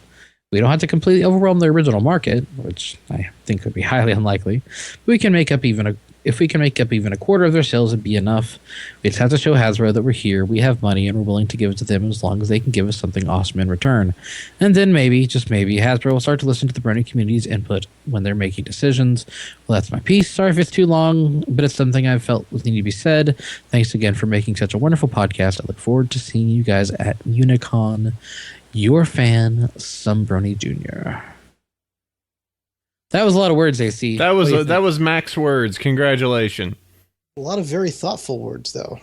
Yeah, I can't respond to any of those because that's pretty straightforward. Yeah, and yeah, you're right. I've seen a whole bunch of stuff that I will totally be buying and have already. I've already spent $100-something in the last little bit pre-ordering stuff. Yep. So yeah, I'm part of the market, and hi, I'm an older fan, and I got money. So there you go. Yay. The funny thing is, at least for me, I haven't really been buying a lot of stuff. I just haven't. I haven't really seen the need to, I guess, but I have been expending the money on stuff for people I know who are in the target demographic. And I'm actually quite pleased with some of the stuff that they're going towards in their toys and stuff. And I think if they, with a little bit of pressure, like, for example, having a pearl Celestia now instead of a pink Celestia is perfect. Yes. Mm-hmm. Because you can satisfy both needs. The retailers want the pink horse. You say, fine, we make you Cadence. You can go and sell that. And now Celestia can be her pearl white as she was intended. Problem solved for everybody. Mm-hmm. It's just one of the smarter things that they've done to address a deficiency. And if they make more moves like that, it'll be better for everybody. And the things that they are going forward and doing, the characters of the show, they're not making just a million different variants of characters on the show, which I mean they have. But they're finding out that people also want the specific characters. So like the miniature sets Gilda have, Gilda and Stephen Magnet with a special short tail rarity. Bug Pony. Chrysalis is the big princess pony. I need that Chrysalis. Oh god. Of the fan favorite sets volume 2.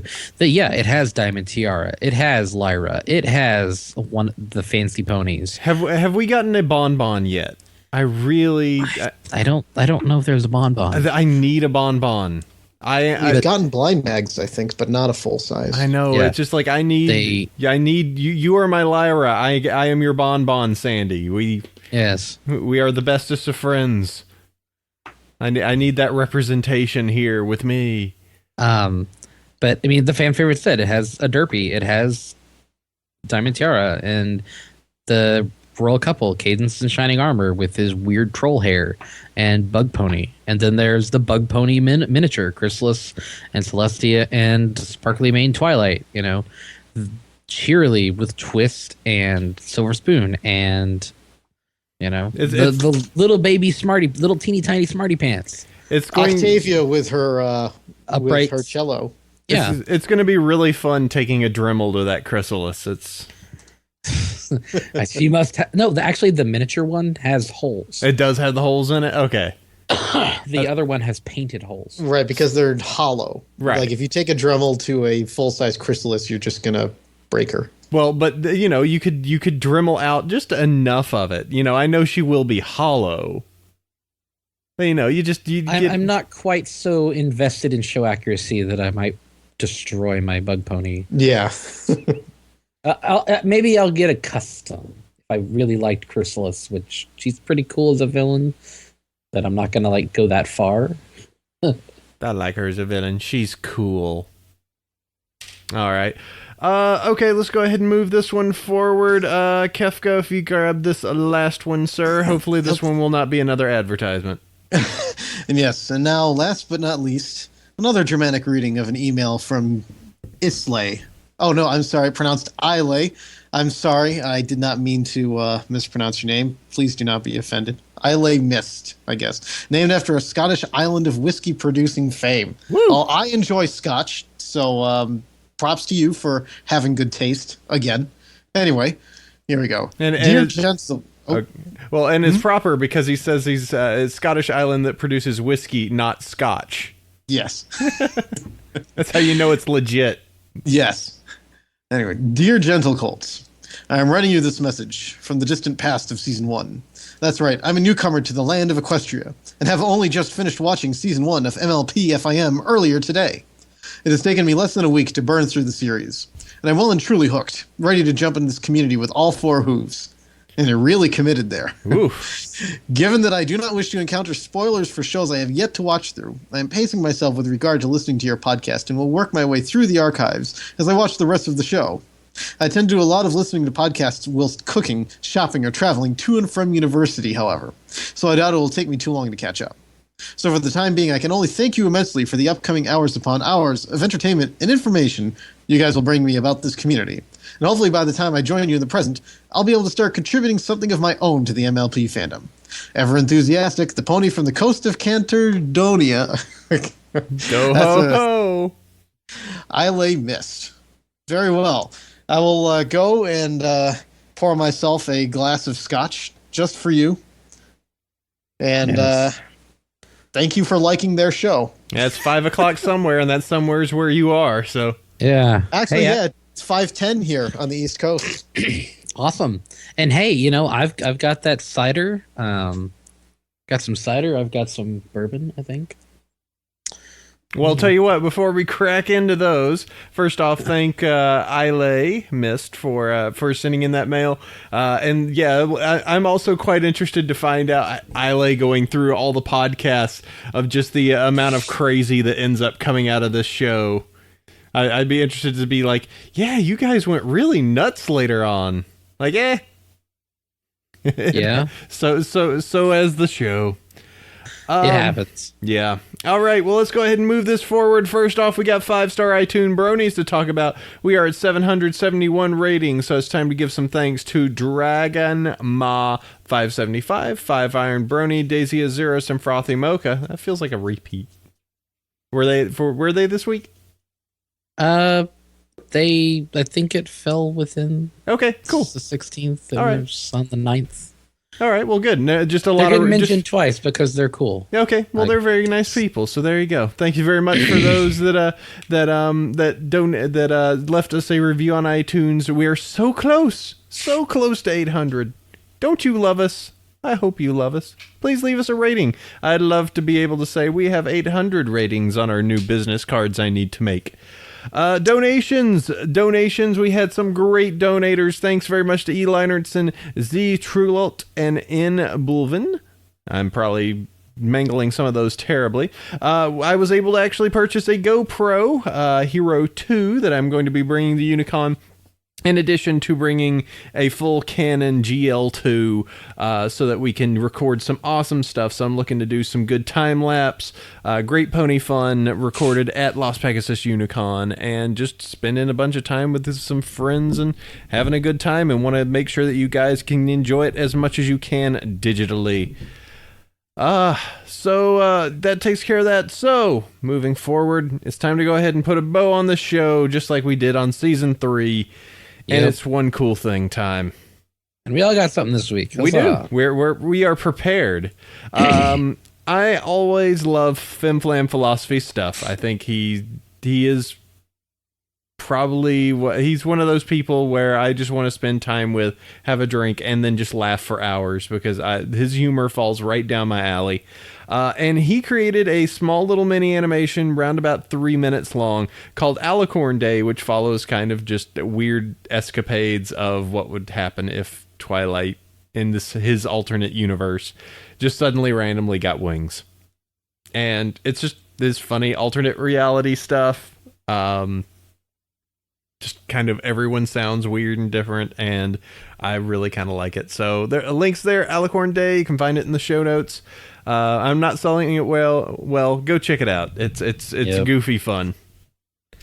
And my cool thing this week is Ponies with Hats. It's apparently Lyra and Bonbon and Murder. Wait, what? Yes. I did link one earlier that was using some Game Grumps audio from one of the many instances of fan rage, but there's a lot of swearing, so there's a ton of swearing. I saw that one. Yeah, it's really funny though. But Ponies with Hats. Oh yes, I remember. This one's not entirely unviolent either. Well, it's not. There's no swearing. There's just a dead Dan. Dan versus his hands cut off and blood everywhere. But why does he not have hands? Oh, you have to watch the 1.5 video to find I know. out. I recall the animation. Yes. Yep. All right, Ponies with Hands. Go check that out. All right, let's see. Kefka, what you got? Mine is something that probably if people are watching this show, watching or listening as it were, they probably already know about. But just because I think she is great, and I can't say enough good things about her, is the Egophiliac's Slice of Life, which is her current ongoing comic strip. And I wrote a lot of words about it probably a couple months ago, and I feel like the reason why it is so good is that it's probably the only piece of fan work that I feel could legitimately, take place in the sphere of the show. Like you could actually see this just being taken as a spin-off or something, just because it's not just because she draws really well, and she does. She's a great artist, but because it's full of actual character, and you really get invested in it. And that's why I think everybody should be reading it and showering praise, for her, just because it really is that great. There's a lot of stuff out there that I think, my personal opinions of certain things are probably that other people might like are probably pretty low, but this is one that just shout from the rooftops that everybody I think must see. Oh, and I'm loving this right now. They're doing a Nightmare Night one, and the little cakes are accidentally going through a haunted house they shouldn't be going through because they're too young.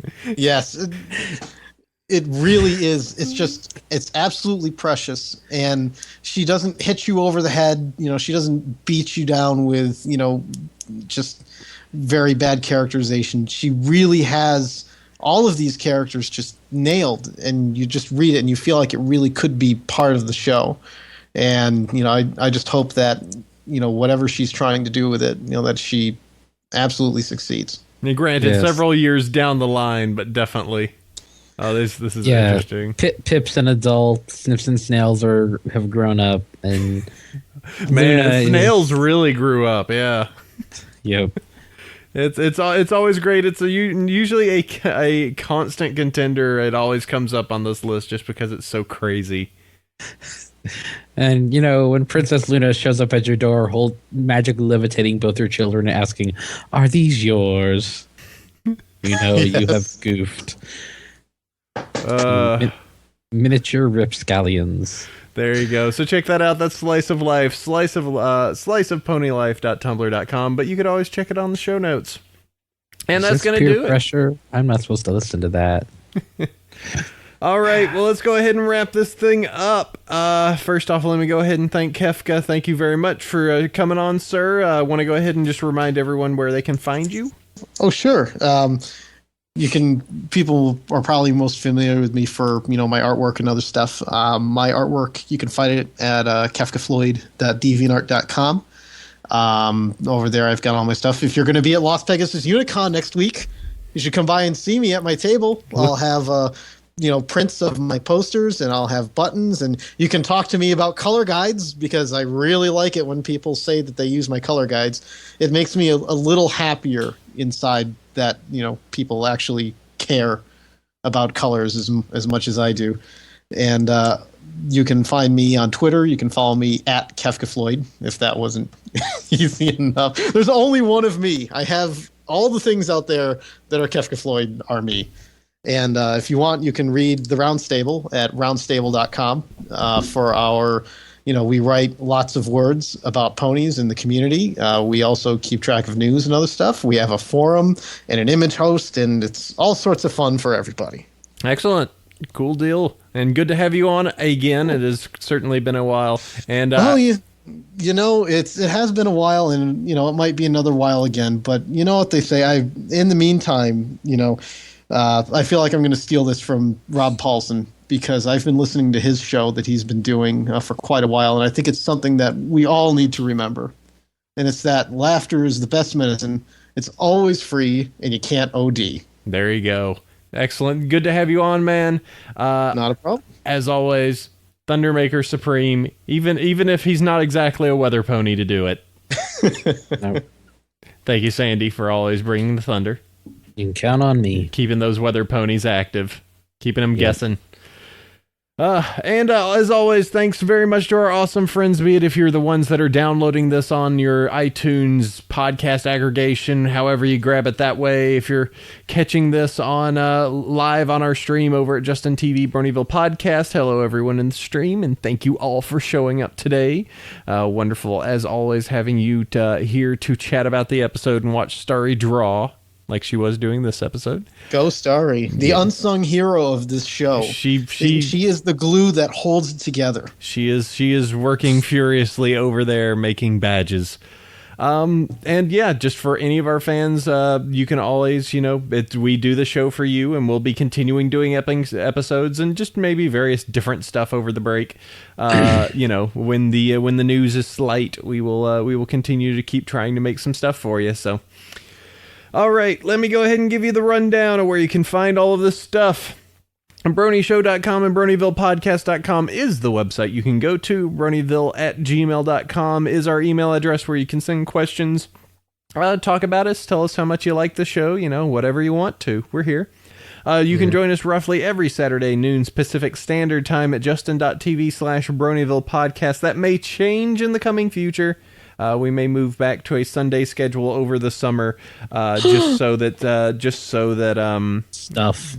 stuff changes. We'll keep you informed before any of that happens. Probably, I'll assume it's probably going to be noon, but it will just probably move to Sunday. We have to check. iTunes reviews, please go on there. It's great when you leave us reviews, and as I said, we are terrifically close, 19 reviews away, is that it? Towards being at our delicious 800 ratings. Come on, you can do that for me. See, I think the fact that you're getting close to 777 is more notable. Oh, so that's me as an airplane enthusiast speaking. Oh, okay.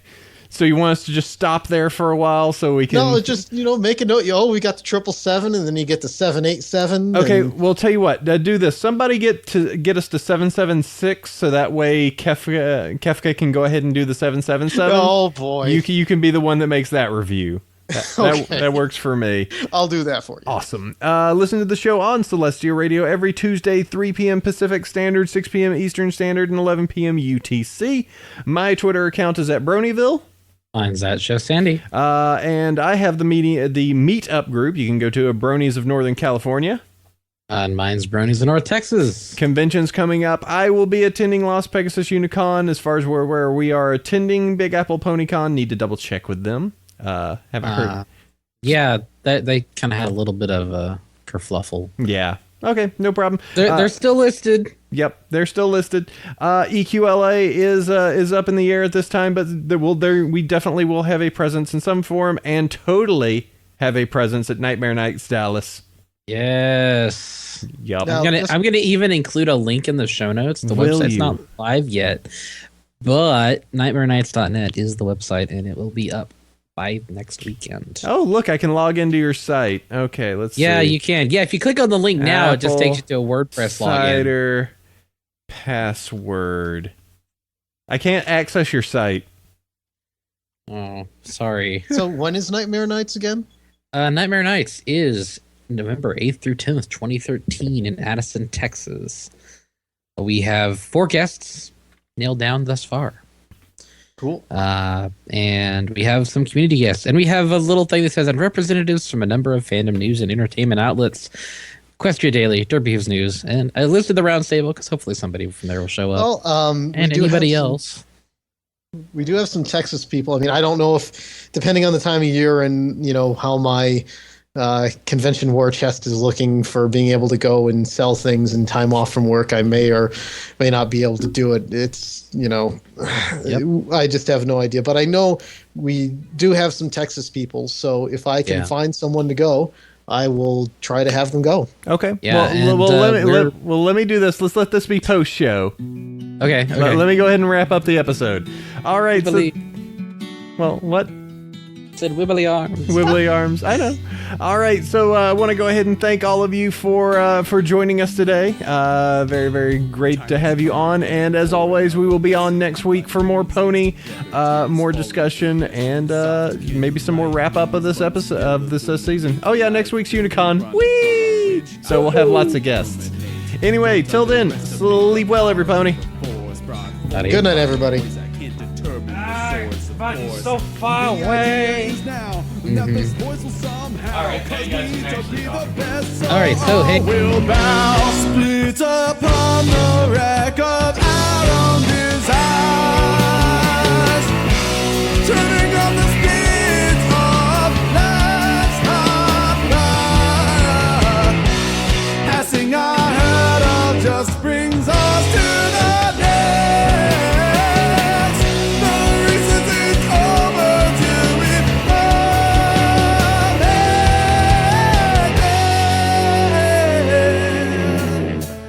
door opens with a groan, echoing thoughts I was alone. This other person kneels somber, passive sins to atone. Should I reach out? Is this what friendship is about? Why do I doubt? In other situations I would shout devout. Muscles start to tense, I close my eyes in our defense. Another creak of the door and now my hands are tightly clenched. The waxing candle glow reveals that on my other side I'll be tied to a girl whose face has not dried. Split upon the wreck of our own desires, turning on the spit of life's hot fire. Passing our hurdle just brings us to the next. The race isn't over till we've found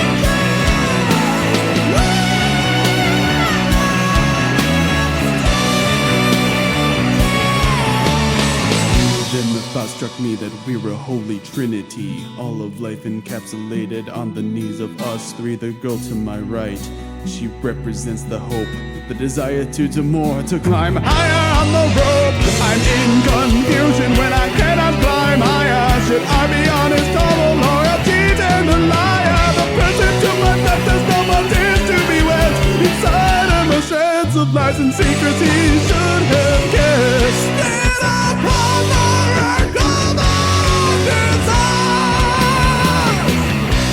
turning on the spit of life's hot fire. Passing our